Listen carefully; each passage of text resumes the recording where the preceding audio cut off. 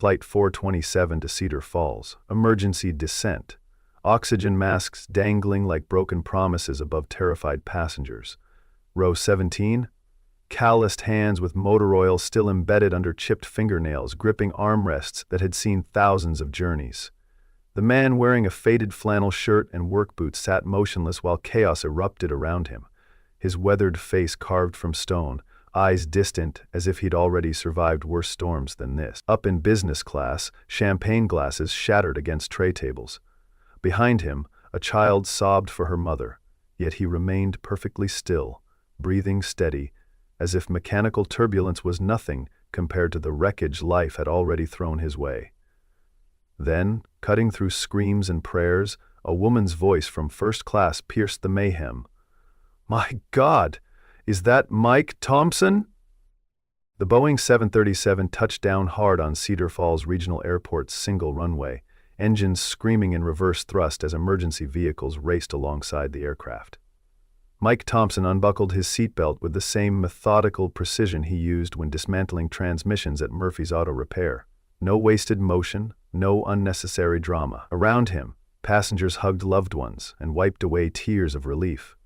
But Mike simply reached for his worn leather duffel bag from the overhead compartment.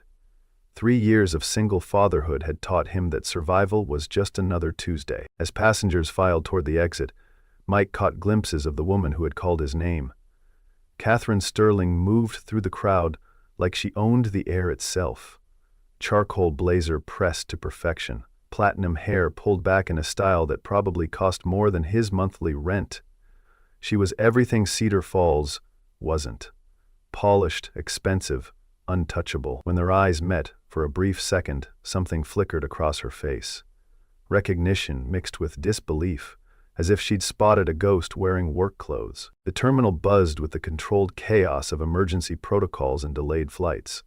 Mike shouldered his bag and headed toward the parking lot, hoping to slip away unnoticed. But Catherine's voice followed him like an echo from another lifetime. "Mike, wait!" He stopped walking but didn't turn around, his jaw tightening imperceptibly. Some conversations were 3 years too late. She approached him slowly, her heels clicking against the polished floor with the rhythm of expensive confidence. Up close, Mike could see the tiny lines around her eyes that hadn't been there before, the way her fingers worried the edge of her Hermes bag. "You look," she started, then seemed to reconsider her words. "Different." Mike finally turned to face her, and for a moment neither spoke. The distance between them felt like more than just 3 feet of airport terminal. It was the space between 2 entirely different worlds. 3 years changes a lot, Mike replied, his voice carrying the rough edges of honest work and sleepless nights. He glanced at his watch, a battered Timex that had belonged to his father. "I need to get home. Emma's expecting me." Catherine's eyebrows lifted slightly at the mention of his daughter, as if she'd forgotten that life existed beyond quarterly reports and board meetings. But she said nothing as Mike walked away, leaving her standing alone among strangers who would never know they'd just witnessed the reunion of 2 people who had once built empires together. The next morning arrived gray and cold, typical for late October in Iowa.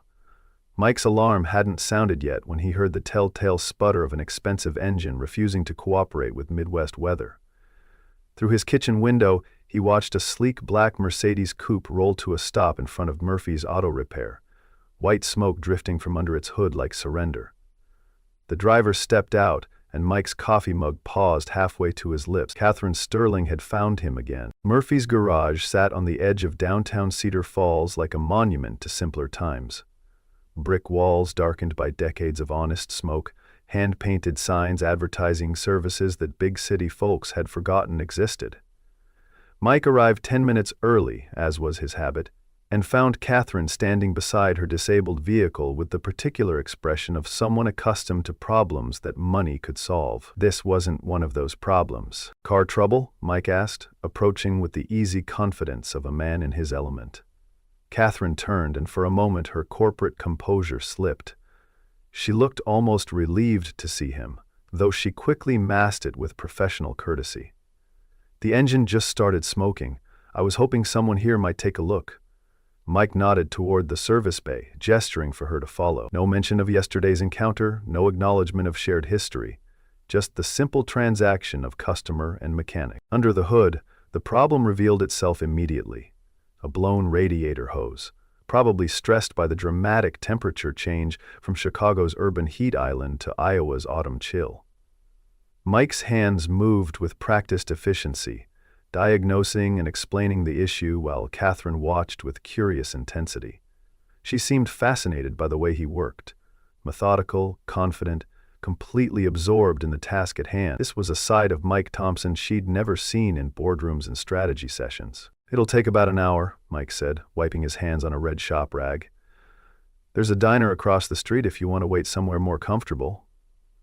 Catherine glanced around the garage, at the vintage car calendars, the coffee pot that looked older than some of the vehicles they serviced, the easy camaraderie between Mike and Murphy. "Actually," she said, "I think I'll stay here, if that's all right." Mike shrugged and returned to work, but Catherine caught the slight smile that tugged at the corner of his mouth. Some things apparently never changed. That afternoon, Mike sat in the familiar chaos of Emma's third-grade classroom, surrounded by miniature desks and colorful artwork that proclaimed the unbridled optimism of 8-year-olds. Parent-teacher conferences were sacred time in his carefully managed schedule, the 2 hours every month when the outside world had to wait while he focused entirely on his daughter's universe. Mrs. Rodriguez, Emma's teacher, spread out examples of Emma's work with the pride of someone who genuinely loved her job. "Emma's doing exceptionally well in math and reading," Mrs. Rodriguez explained, pointing to test scores that made Mike's chest swell with quiet pride. "But I'm particularly impressed with her creativity. Her latest assignment about personal heroes was quite remarkable." She pulled out a construction paper booklet titled My Hero in Emma's careful cursive, illustrated with crayon drawings of a man in work clothes fixing cars. The essay inside read, "My daddy is my hero because he fixes broken things and makes them work again. He fixes cars, and he fixed our family when it was broken too." Mike's throat tightened as he read his daughter's words. 3 years ago, when Sarah's funeral had left him drowning in grief and single parenthood, he'd wondered if he was making the right choices. Corporate salary versus honest work, Chicago penthouse versus small-town stability, the endless pressure of executive life versus being present for every scraped knee and bedtime story. Emma's simple words confirmed what his heart had known all along. Some things were more valuable than stock options. As he walked toward the parking lot, Mike noticed a familiar figure standing near the school's main entrance. Catherine Sterling stood beside a black rental car, studying the brick building with the same analytical expression she'd once reserved for market research reports. She seemed out of place among the minivans and SUVs of Cedar Falls families, yet something about her posture suggested she wasn't entirely uncomfortable. When she spotted Mike, she offered a tentative wave that felt both professional and personal. "Coincidence?" Mike asked, approaching her with Emma's artwork still tucked under his arm. Catherine's smile held a complexity he couldn't quite read. "Not exactly. I'm in town on business and I remembered you mentioning parent-teacher conferences. I was curious about—" She gestured toward the school, then seemed to reconsider her words. "About how different your life is now." The admission hung between them like a question neither was quite ready to answer. Cedar Falls Diner occupied the corner of Main and 2nd with the stubborn permanence of small-town institutions. Red vinyl booths, black and white checkered floors, and a coffee pot that never went empty. It was the kind of place where strangers became neighbors and neighbors became family.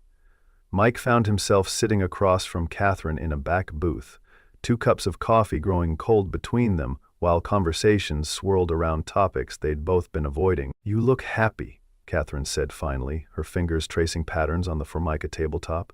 "I mean genuinely happy, not the kind of happiness you fake for board presentations." Mike studied her face, noting the exhaustion behind her perfectly applied makeup, the way her shoulders carried tension like armor. "And you look tired," he replied gently. "The kind of tired the sleep doesn't fix." Catherine's laugh held no humor. 3 years as CEO will do that to you, especially when you inherit a company that's bleeding money and expects miracles. The conversation drifted toward safer territory. Emma's school achievements, the peculiar charm of Cedar Falls, the way small-town life moved at a different rhythm than corporate America. But underneath the pleasant small talk, larger questions lingered. What brought Catherine to Iowa? Why now? And why did her presence stir up feelings Mike thought he'd buried alongside his former life? As Catherine excused herself to take a phone call, Mike watched her step outside into the fading afternoon light, her voice carrying the authoritative tone he remembered from strategy meetings. Some people changed geography, but geography didn't always change people. When Catherine returned to the table, her expression had shifted from casual conversation to business mode. "I should probably be honest about why I'm here," she said, settling back into the booth with visible reluctance. "Sterling Industries is conducting a comprehensive review of our regional operations. The Cedar Falls manufacturing facility is part of that review." Mike's coffee cup froze halfway to his lips. The factory employed nearly 200 people, fathers and mothers, high school graduates and community college students, folks who'd worked the same jobs their parents had worked before them. "Review," Mike repeated, the word tasting bitter in his mouth. "That's corporate speak for closing, isn't it?" Catherine's silence answered his question more eloquently than words. Around them, the diner's familiar sounds continued.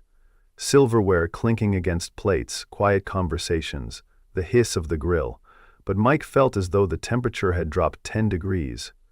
This wasn't coincidence or nostalgia that had brought Catherine to Cedar Falls. This was business, and business in Catherine's world rarely had happy endings for small towns. That evening, Mike stood in his small garage workshop, surrounded by projects that most people would call junk. Discarded car parts, twisted metal scraps, tools inherited from his father, the detritus of a life spent fixing things other people had given up on. But in Mike's hands, these forgotten pieces became something else entirely. Tonight he worked on a sculpture crafted from transmission gears and brake rotors, his welding torch painting shadows on the walls as sparks danced like fireflies in the darkness. The piece was taking shape, something abstract yet familiar, like hope built from wreckage. Mike had discovered this passion by accident 2 years ago, when grief and insomnia had driven him to his workshop at 3 a.m.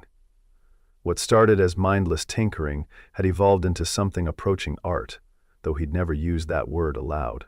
Cedar Falls wasn't the kind of place where mechanics were called artists, and Mike wasn't the kind of man who needed fancy labels for things that brought him peace. A soft knock interrupted his concentration. Through the workshop's single window, Mike saw Catherine standing in his driveway, looking uncertain and slightly cold in her business attire. He set down his torch, removed his safety mask, and opened the side door. "It's late," he said, not unkindly, "and you're not exactly dressed for garage tours." Catherine stepped inside anyway, her eyes immediately drawn to the sculptures scattered throughout the space. Her expression shifted from polite interest to something approaching amazement. "Mike, these are—" She moved closer to examine a piece, crafted from chrome bumpers and headlight assemblies, her fingers hovering just above the polished metal surface. "These are incredible. How long have you been doing this?" Mike shrugged, suddenly self-conscious about the oil stains on his clothes and the rough condition of his hands. "Couple years. It's just a hobby. Helps me think." But Catherine was studying the sculptures with the intensity she'd once reserved for market analysis, and Mike could practically see the gears turning in her mind. "This isn't hobby work," she said firmly. "This is sophisticated artistic vision. The composition, the use of industrial materials, the way you've balanced form and function. Mike, this is gallery-quality art." He laughed, but there was no humor in it. "Catherine, I fix cars for a living in a town most people can't find on a map. I'm not an artist. I'm just a guy who welds scrap metal because he can't sleep." But even as he spoke the words, Mike could see something different in Catherine's eyes. The same look she'd worn when she'd spotted a breakthrough strategy or identified an untapped market. She was seeing possibilities he couldn't imagine. The next morning brought news that spread through Cedar Falls like smoke from a grass fire. The Sterling Industries factory would close within 30 days, effective immediately after the next board meeting. 200 jobs eliminated, families facing uncertain futures, a community watching its economic foundation crumble like autumn leaves. Mike heard the news from Murphy, who'd heard it from his wife, who'd heard it from her sister who worked in the factory's administrative office. Bad news traveled fast in small towns. Mike found himself standing outside the factory gates during the lunch break, watching workers emerge with the particular expression of people processing life-changing information. These weren't statistics or profit margins. They were neighbors, friends, the people who coached Little League and volunteered at the annual corn festival. Mrs. Rodriguez's husband worked quality control. The young woman who bagged groceries at the IGA worked second shift. The man who'd taught Emma to ride her bicycle worked in maintenance. Catherine appeared beside him without warning, her presence both expected and unwelcome. "You knew this was coming," Mike said, not looking at her. "That's why you're here, to oversee the closure." Catherine nodded slowly, her expression carefully neutral. "The board made the decision 6 months ago. I'm just here to implement it." Mike finally turned to face her, and she was struck by the controlled anger in his eyes. "Implement it, like it's a software update instead of people's lives. You think I enjoy this?" Catherine's voice carried an edge he hadn't heard in their previous conversations. "You think I wake up excited about destroying communities?" Mike's laugh was harsh. "I think you've forgotten what communities are. I think you see spreadsheets instead of people." The accusation hung between them like a challenge. Catherine's jaw tightened, but she didn't respond immediately. Around them, factory workers drifted back toward the building, their conversations subdued, their movements heavy with uncertainty. "Come back to Chicago," Catherine said suddenly. "Help me find alternatives. You understand both sides of this, corporate strategy and community impact. Maybe we can figure out something that saves jobs and satisfies the board." Mike stared at her as if she'd suggested he sprout wings and fly. "I can't leave, Emma. I can't leave this life I've built." Catherine's expression softened slightly. "Then watch me destroy everything you care about here. Because that's what's going to happen, Mike. With or without your help." That evening, Mike sat on his front porch watching Emma chase fireflies in the gathering dusk, her laughter a counterpoint to the weight settling in his chest. The house was small but solid. 2 bedrooms, 1 bathroom, a kitchen that smelled like coffee and Saturday morning pancakes.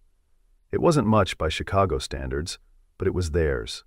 Safe, stable, everything he'd wanted to give his daughter after losing everything else that mattered. "Daddy, why do you look sad?" Emma settled beside him on the porch swing, her small hand finding his.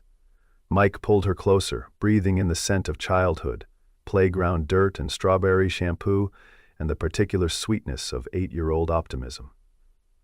"Just thinking about grown-up stuff, sweetheart. Nothing for you to worry about." But Emma was too perceptive for easy reassurance. "Is it about the pretty lady? Mrs. Rodriguez says her husband might lose his job at the factory." Mike's chest tightened. Emma attended school with children whose parents faced uncertain futures, and kids had a way of absorbing adult anxieties even when adults tried to shield them. "Sometimes," Mike said carefully, "people have to make really hard decisions. And sometimes those decisions affect other people in ways we don't want." Emma considered this with the seriousness of someone much older. "Like when you decided we should live here instead of the big city?" Mike nodded, surprised by her insight. "Exactly like that." Mike began. The following week brought an unexpected crisis that would change everything. Mike was installing a new exhaust system on a 1998 Chevrolet when the hydraulic lift malfunctioned, pinning him beneath the vehicle's undercarriage. Murphy found him 20 minutes later, conscious but trapped, his left leg clearly broken and his face pale with pain and shock. The Cedar Falls Volunteer Fire Department responded within minutes, but extracting Mike required careful coordination and equipment that pushed the small-town emergency response team to their limits. Emma was in her after-school art program when the call came. Mrs. Rodriguez drove her to the hospital, where they found Mike in the emergency room being treated for a fractured femur and mild concussion. He was alive, alert, and making jokes about the quality of hospital coffee, but Emma dissolved into tears at the sight of her father hooked up to monitoring equipment. The incident forced Mike to confront a reality he'd been avoiding. What would happen to Emma if something serious happened to him? News of Mike's accident spread through Cedar Falls with the efficiency of small-town communication networks. Neighbors brought casseroles. Murphy organized a rotation of mechanics to cover Mike's workload. Mrs. Rodriguez arranged childcare for Emma. The community that Catherine was preparing to dismantle rallied around one of their own with the automatic generosity that defined small-town life. It was a demonstration of social bonds that no corporate manual could quantify or replicate. Catherine appeared in Mike's hospital room on the second day, carrying flowers that looked professionally arranged and awkwardly expensive. She seemed uncertain about hospital etiquette, unsure whether to sit or stand, formal or casual.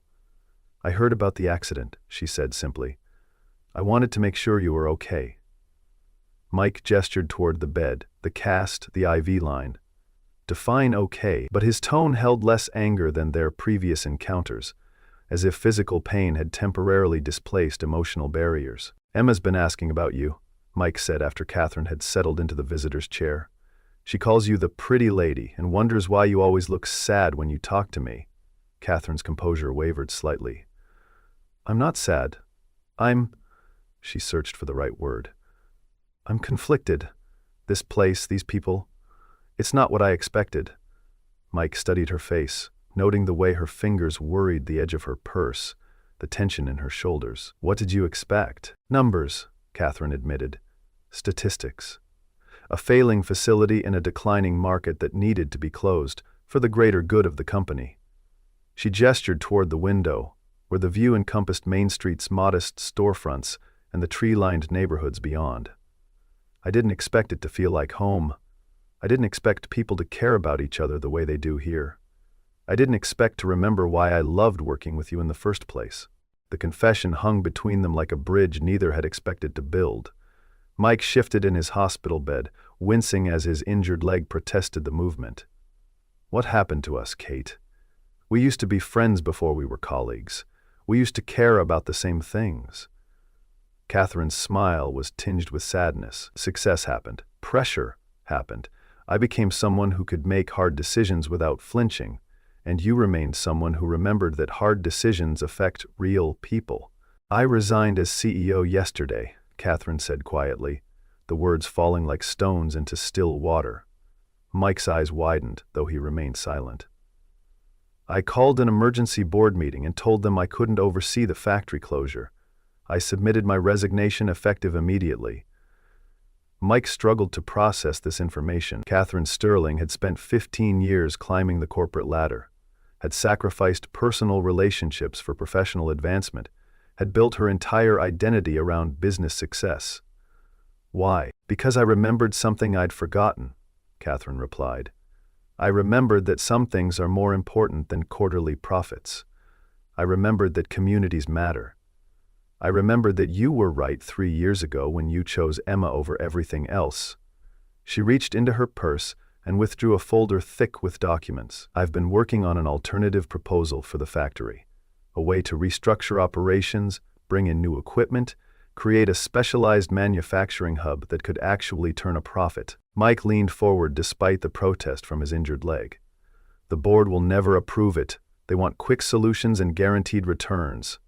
Catherine's smile held a determination he hadn't seen since their early days working together. "They don't have to approve it. I'm buying the facility myself. My personal investment, my risk, my responsibility." The magnitude of her decision began to sink in. Catherine was risking her fortune, her reputation, her future, on a small-town factory that corporate analysis had deemed hopeless. "I need help," Catherine continued.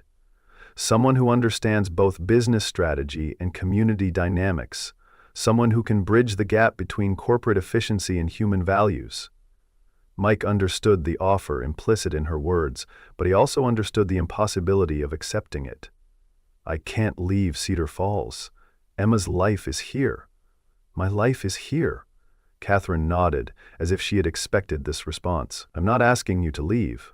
I'm asking you to stay, to help me turn this place into something better than it was." The proposal Catherine outlined over the following weeks was ambitious and complex, converting the factory from mass production to specialized artisan manufacturing, bringing in equipment for custom metalworking, precision engineering, small batch fabrication, creating partnerships with artists, designers, boutique manufacturers who valued quality over quantity. It was a business model that played to Cedar Falls' strengths: skilled workers, attention to detail, community pride, while addressing market realities that corporate headquarters had ignored. "Your sculptures gave me the idea," Catherine explained during one of their planning sessions in Mike's hospital room.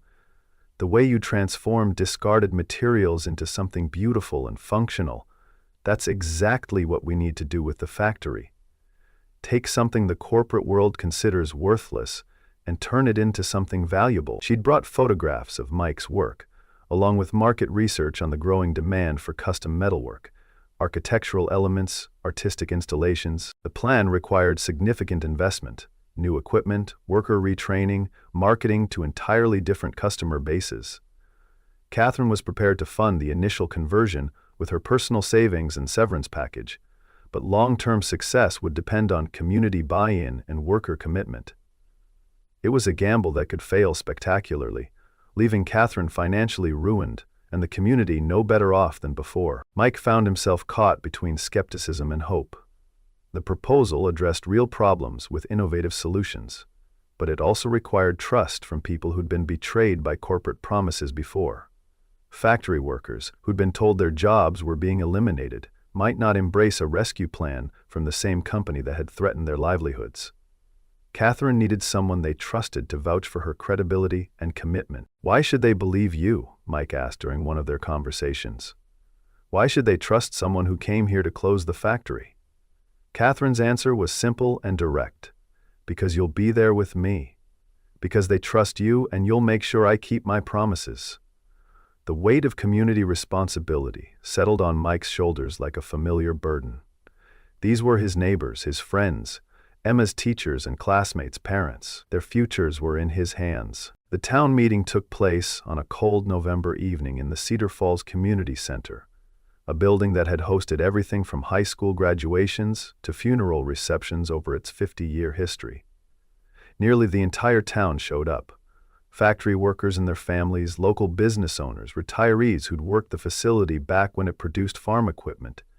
Teenagers who understood their post-graduation options were about to change dramatically. Catherine stood before the assembled crowd in jeans and a simple sweater, looking more like a neighbor than a corporate executive.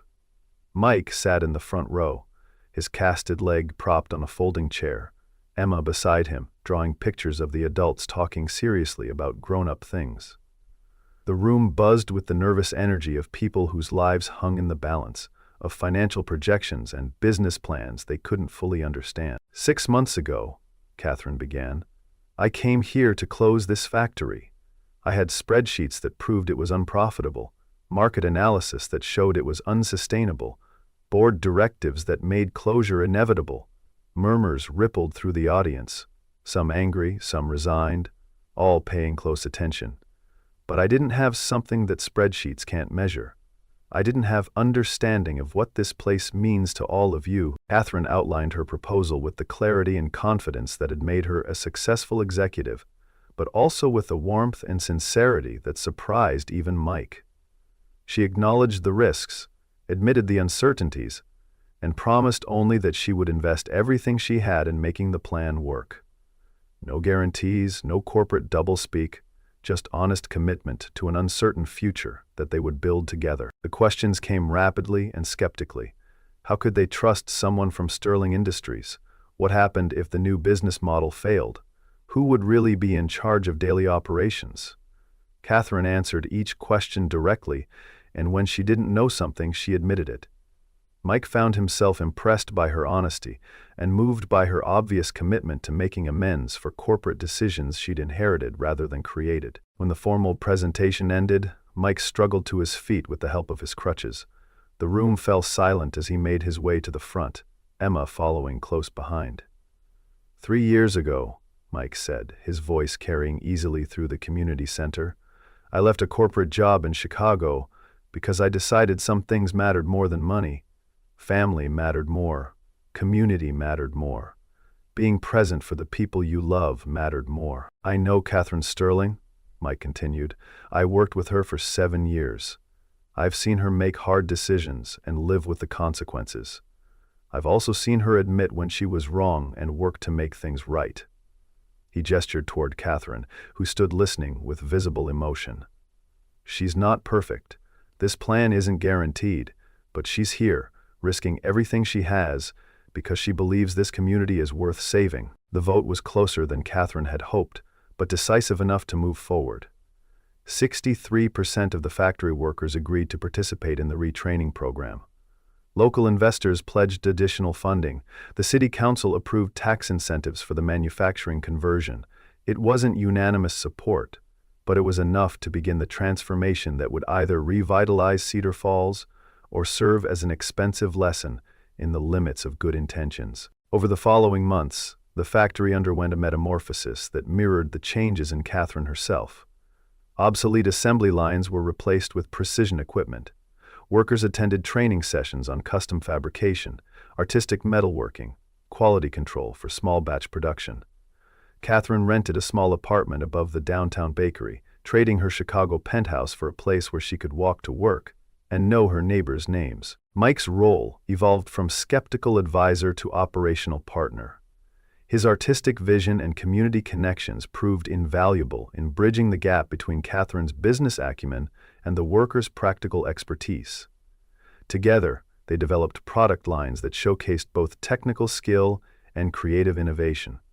Architectural elements for urban developers, custom sculptures for public spaces, precision components for specialized manufacturers. The transformation wasn't without setbacks. Equipment failures, training delays, customer acquisition challenges, and the constant pressure of financial sustainability tested everyone's commitment. Some workers left for more stable employment elsewhere. Some community members remained convinced that the whole enterprise was an elaborate corporate deception. But slowly, incrementally, the business began to succeed. Emma adapted to the changes in her father's life with the resilience of childhood, though she noticed that he smiled more often and seemed less tired when he came home from work. She also noticed that Catherine had become a regular presence at school events, community gatherings, and their kitchen table on Sunday mornings.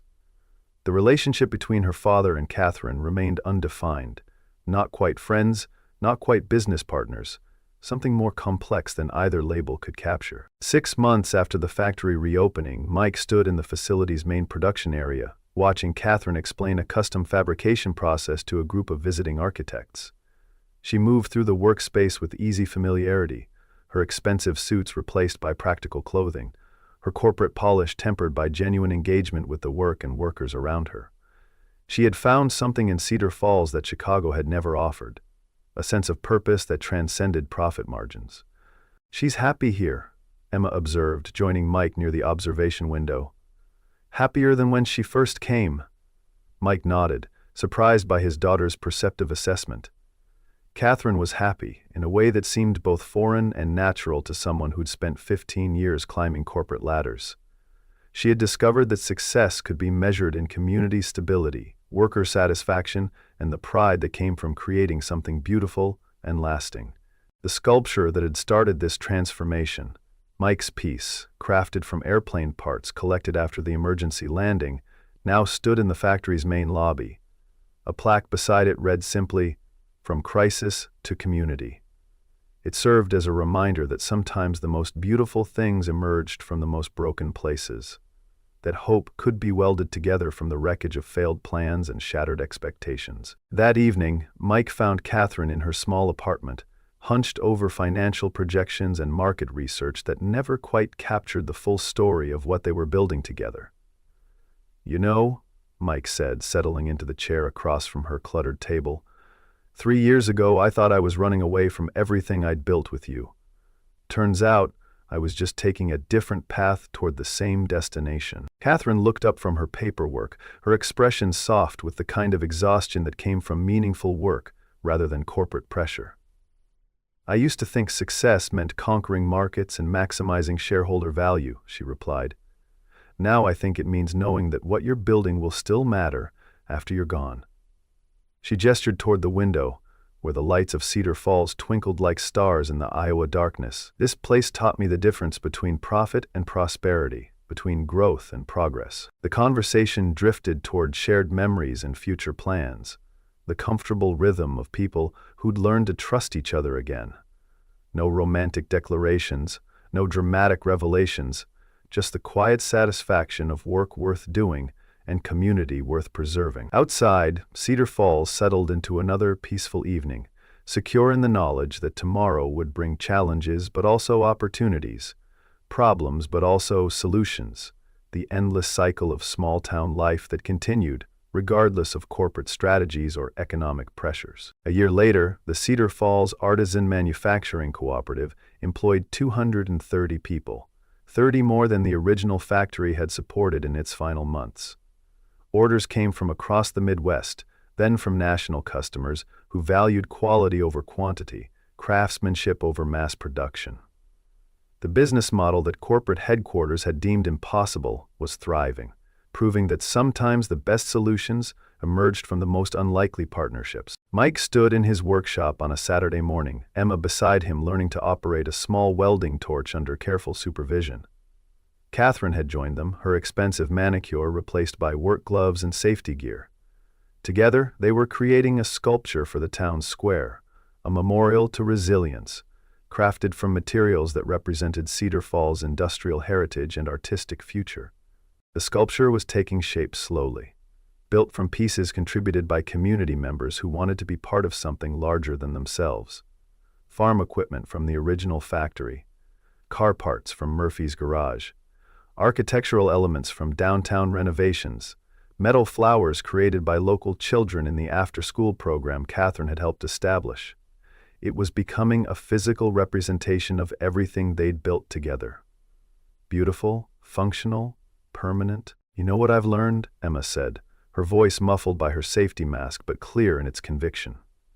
"Sometimes broken things can be fixed, and sometimes they can be made into something even better than they were before."